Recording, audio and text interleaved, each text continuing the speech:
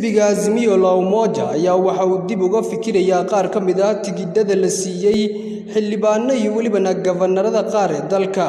Kuraasta laga yaabo in ay taageero buuxda ka hesho xisbiga Azimio ayaa waxa ugu horeeya kursiga gafanarka Garissa iyo kan xildhibaanka Dadaab. Mudane Raila Odinga ayaa si aan qarsooni lahayn u taageeray xildhibaanka dooran ee Hon Khayro Abdullahi Duubow. Hon Khayro ayaa waxa uu ku xisbi yahay madaxweynaha shanaad ee dalka Mudane Raila Odinga.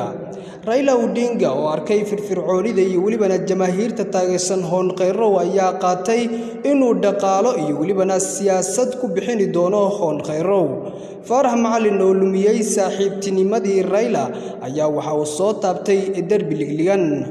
Mudane Raila ayaa shacabka iyo waliba taageerayaasha Azimio kula dardaarmay in musharaxiinta ODM uu ugu horeeyo kan Dadaab.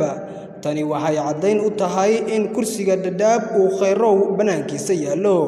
Xisbiga ODM ayaana ah kan ugu tunka weyn ee dalka. Cabdicasiis Siyaad, Somali Voice TV.